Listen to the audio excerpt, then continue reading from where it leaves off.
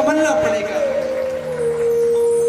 यो भरने को तो दुनिया में पशु भी पेट भरते हैं। एक बात कहूँ ना, हर भागवत में, गीता में, रामायण में, थोड़ा ध्यान देना, बात अभी बड़ा आध्यात्मिक चर्चा चल रही है, अभी तो कथाएं शुरू हो जाएंगी। हर गीता पुराण में लिखा गया कि मनुष्य का जीवन सबसे श्रेष्ठ है। ऐसा क्यों बताया गया? एक बार ब्रह्मा जी के दरबार में सारे पशु पक्षी पहुंच गए और ब्रह्मा जी से शिकायत कर दी, ब्रह्मा जी ये बताओ मनुष्य का जीवन कैसे श्रेष्ठ है? तो कहा कि इसकी तुलना के लिए तो मनुष्य को बुलाना पड़ेगा। भाई तुम लोग तो आ गए, मनुष्य तो आया नहीं, तो मनुष्य पहुंच गया ब्रह्मलोक। तो पशुओं ने पूछ दिया, हाँ भाई मानव बताओ तुम किस चीज में श्रेष्ठ हो?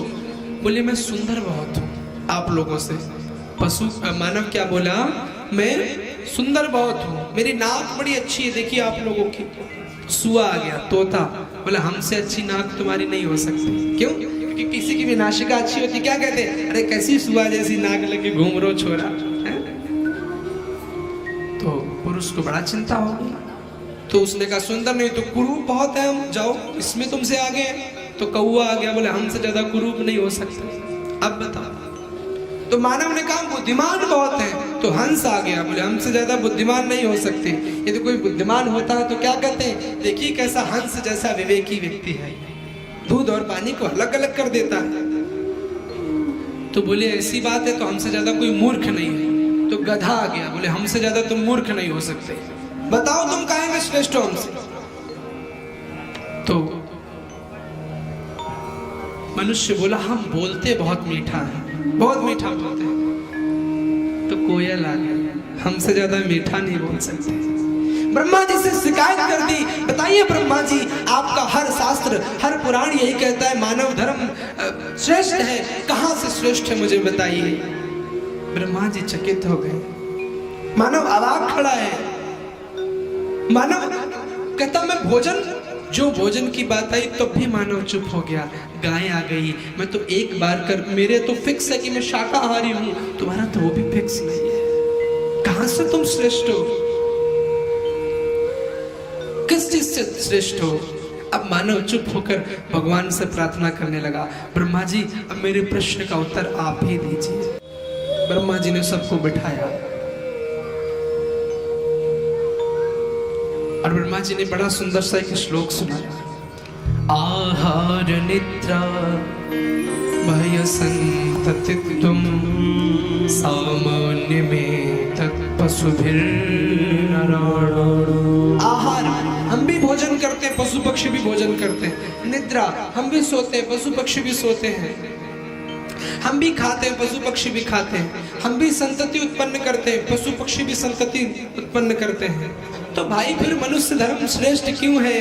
तब रामायण कहती है साधन धाम मोक्ष कर द्वारा, साधन धाम मोक्ष कर द्वारा, साधन धाम मोक्ष कर द्वारा, साधन धाम मोक्ष कर द्वारा, साधन धाम, साधन धाम मोक्ष कर द्वारा, साधन धाम मोक्ष कर द्वारा, आए न जेहि पर लोक सवार, आए न जेहि पर लोक सवार, पर लोक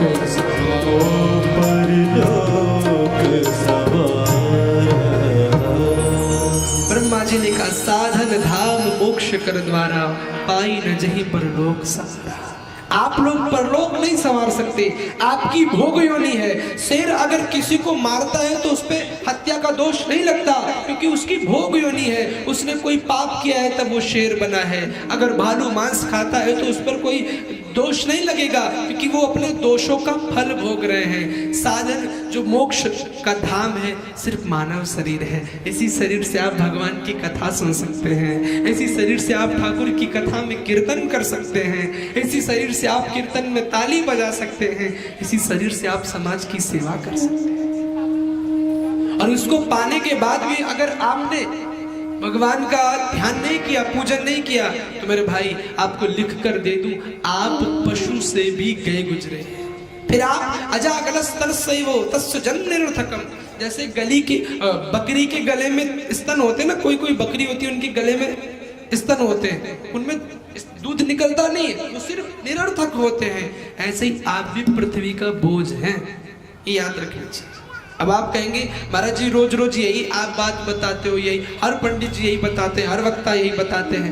मेरे भाई हम सब तो यही बताते हैं, आप लोग एक बार मान क्यों नहीं लेते? अगर एक बार आप मान लो तो दोबारा सुनने की आवश्यकता नहीं है आपको, एक्सेप्ट कर लीजिए यार। कोई कहता है कि बहुत अंदर बढ़िया फिल्म चल रही है, बहुत बढ़िया फिल्म चल रही, 50 लोगों ने कहा बहुत बढ़िया चल रही है, तुम कहते हो नहीं चल रही, नहीं चल रही, कहते नहीं बढ़िया चल रही। यार देख, खुद देख लेना कैसी चल रही, पता चल जाएगा, अनुभव हो जाएगा। रस खान को अनुभव तो ही हुआ था,